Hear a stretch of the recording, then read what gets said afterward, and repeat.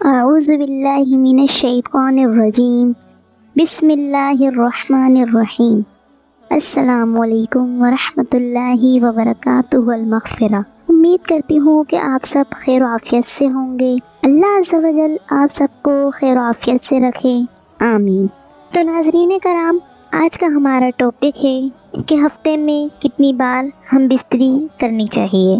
ویسے تو آپ ہم بستری ہفتے میں کسی بھی دن کر سکتے ہیں، لیکن جمعے والے دن افضل ہے، یعنی جمعرات کے دن کے بعد جو جمعے کی رات آتی ہے اس میں ہم بستری کرنا افضل ہے، یعنی آپ اس دن اپنی بیوی کے ساتھ جمع یعنی ہم بستری کر کے سو سکتے ہیں۔ جمع کرنے کے بعد غسل فرما لیں اور اس کے بعد صاف ستھرے کپڑے پہنیں، خوشبو لگائیں اور خطبہ ہونے سے پہلے مسجد پہنچ جائے اور پھر گھر لوٹ آئے تو اسے ہر قدم کے بدلے 1000 روزوں کا ثواب اور 1000 قیام کا ثواب ملتا رہتا ہے۔ ترمذی کی یہ ایک صحیح روایت ہے۔ اب شریعت تو یہی بتا رہی ہے کہ جمعے کی رات افضل ہے، لیکن اگر ہفتے میں کسی اور دن کر لے تو کیا؟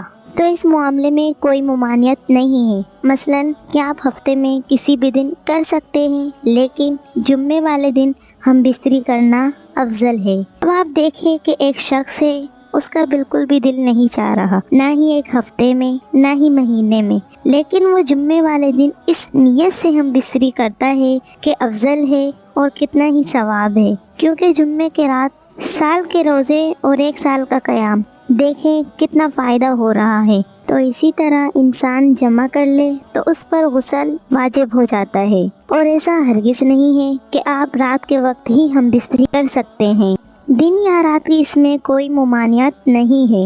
آپ صلی اللہ علیہ وآلہ وسلم نے فرمایا کہ کوئی عورت اپنے شوہر کی اجازت کے بغیر نفلی روزہ بھی نہیں رکھ سکتی، اور ایک اور حدیث میں آتا ہے کہ کوئی نوجوان کسی عورت کی طرف مائل ہو جائے اور وہ اس عورت کی طرف متوجہ ہو جائے تو اسے یہ کرنا چاہیے کہ وہ فوراً اپنے گھر جائے اور اپنی بیوی سے جمع یعنی ہم بستری کر لے۔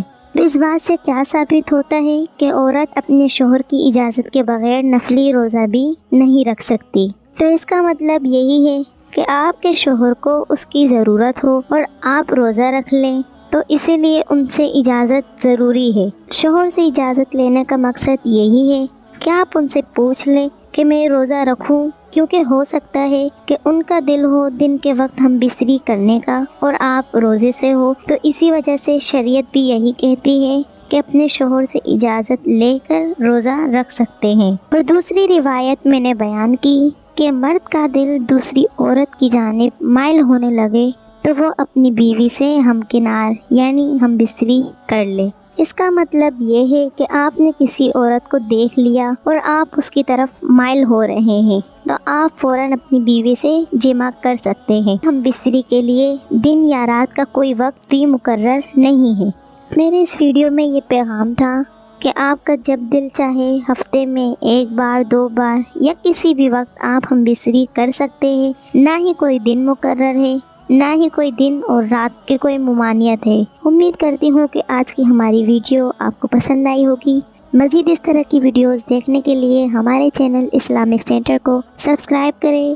اللہ عز و جل آپ سب کو اپنی حفظ و امان میں رکھے، آمین۔ اللہ حافظ۔